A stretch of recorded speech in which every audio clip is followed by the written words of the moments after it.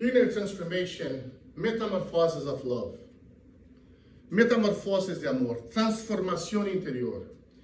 When we talk about metamorphosis, we immediately go through butterflies. This is the first thing we think about is butterflies, beautiful butterflies.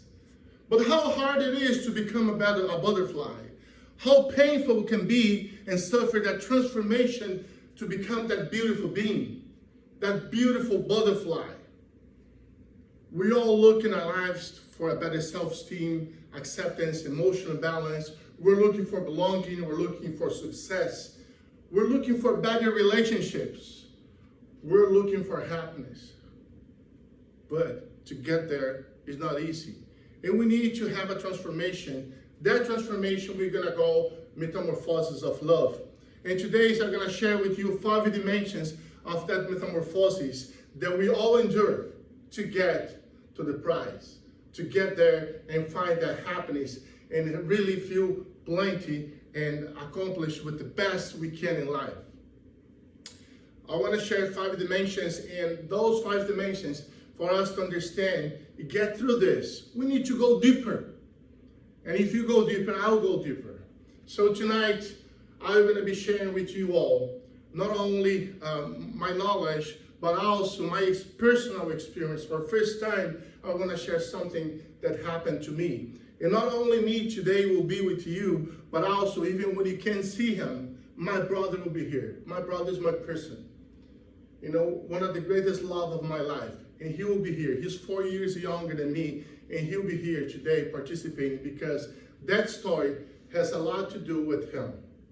Dimension number 1, the dimension number 1 for accomplishing that transformation, esta transformación interior, is survival, sobrevivencia. And for this, we need to change the perception we have in life, how we can change that perception. And I go directly to an experience that I had when I was 11 years old. I had a very difficult childhood. My brother and I, we suffered a lot of physical abuse, psychological abuse, emotional abuse, and we have a really hard life. My dad got divorced when I was 6, and when I was 7, my dad decided to marry again, and then everything changed for us.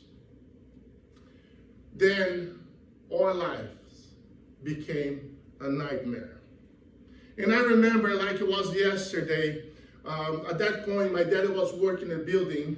He was doing the maintenance of this building, and he took care of the whole thing, you know, the entrance, doing maintenance, clean the stairs, the windows, everything. That was a family business because we all participated, we were all working on that.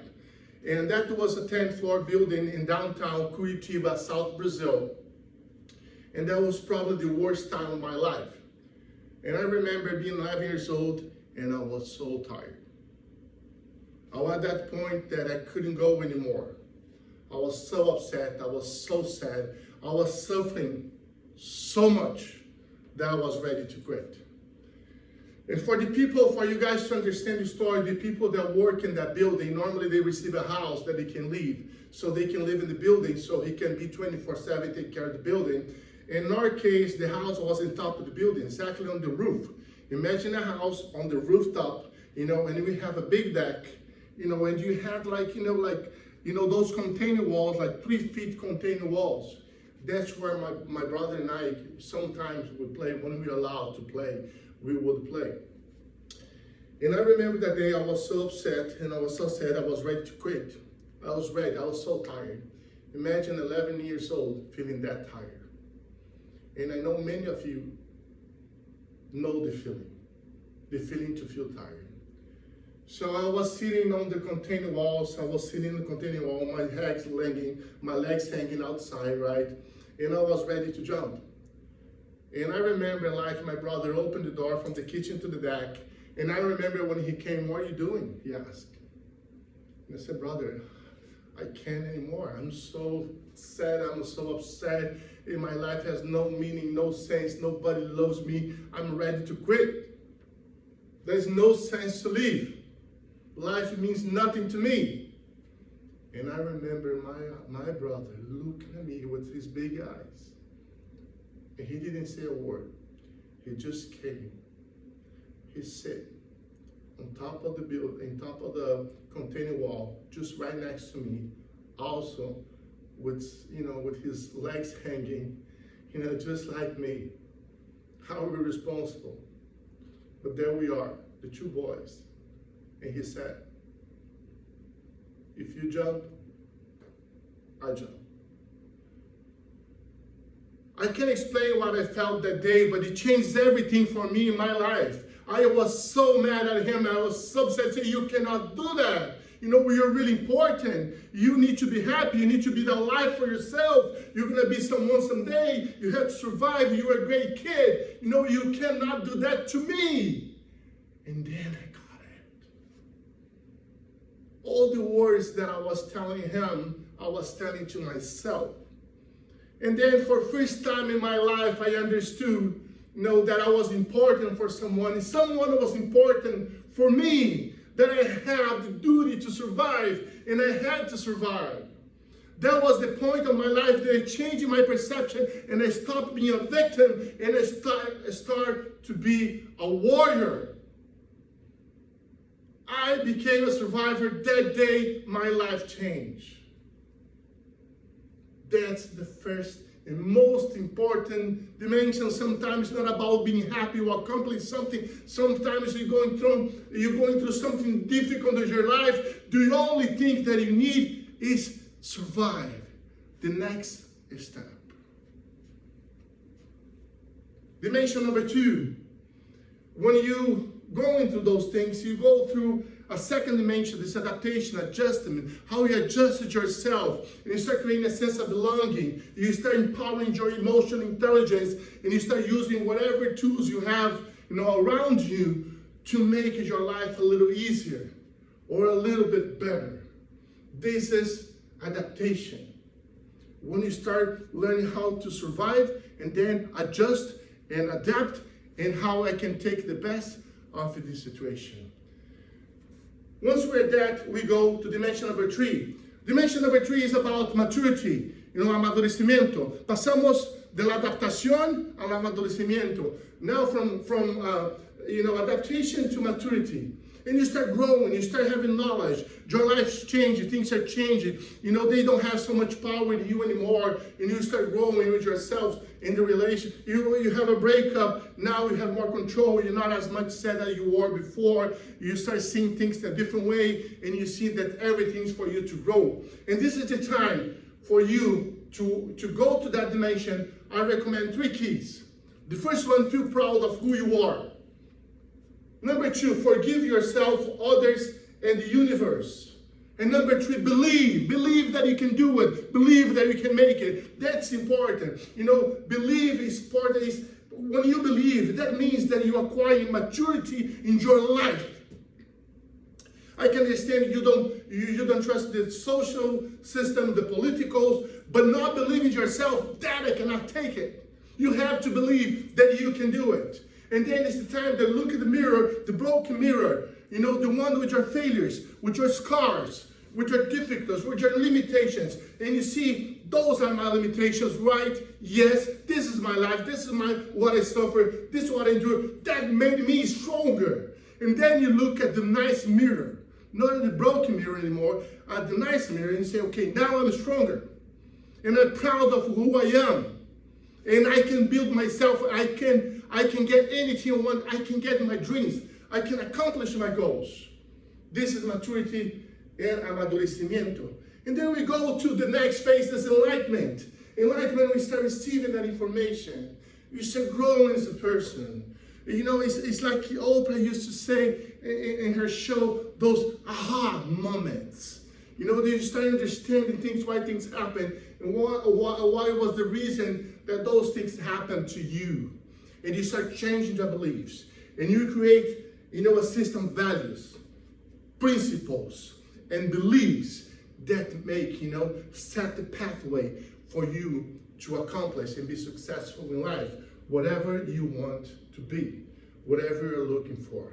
And you start having a high sense of what happiness really means in your life. So enlightenment, o iluminación, es la dimensión donde uno empieza a crecer como ser humano a entender una situación y tener control de la situación y entonces genera en ti un crecimiento. It's when generates in yourself, that growing, you become a person that now are in a different phase. Not only mature, but you have an enlightenment and you're ready to give to other people. And for that, we go to dimension number 5, spiritual metamorphosis, or metamorphosis espiritual. This is when you have those enlightenments, you have that growing yourself, and you go to a path, to a dimension where you start living a life with a high sense of love, kindness, empathy, and your life, you start making a difference. It's when you understand, that's not only, accomplishing your goals, but helping other people to accomplish their goals. Helping other people to accomplish their dreams. When you feel connected to the community, you feel connected, to the universe. When you feel hidden, no more. You're part of the whole thing. Hidden no more. And I want to end my speech tonight with something that happened to me when I was 24 years old. I was invited to do a closing for a retreat that was about forgiveness. And I remember that was a great night. We have like 900 people in a basketball gym. That was packed. There was no space. But at the end, there was something so beautiful. The young people were crying. They were hugging. They're emotional. They let it go. A lot of stuff because talking about forgiveness, this is a different story. I went through forgiveness in my life, like you guys should know, right? After my story, I had to let it go my luggage. So for me, forgiveness is really important.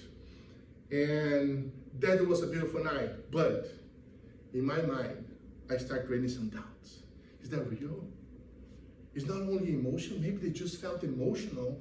Maybe it's just like when you listen to an emotional song. I create my doubts, and I start going out when everybody start getting out, to go out of the gym. There's just one door. Everybody going through that door. And then occasionally, I don't know why, it was coincidence or not.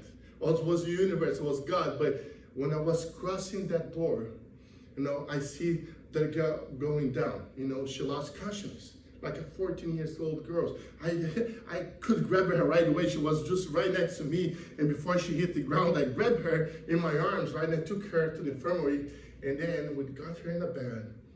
And she started coming back. Her consciousness, she started crying and crying and crying and crying. She would hold tight my hand and she started telling me, how much her life was so hard, how much problems she had with her stepfather, and she was ready to quit. She didn't want to live anymore. And she said, but after today, after tonight, I feel hope. For the first time in my heart, I felt hope, and I know that I'm not going to quit. I know my life has a meaning, and we hugged. We hugged for a long time. My wife was there. She can tell you too.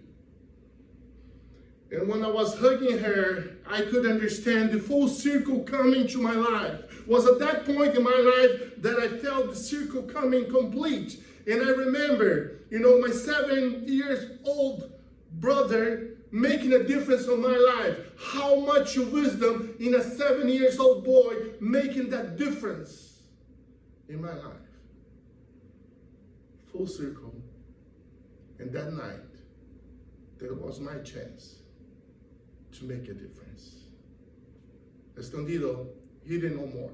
Go out there and make a difference, because this is your call, this is my call, this is our call to go and make a difference with love, kindness, empathy. That's who we are.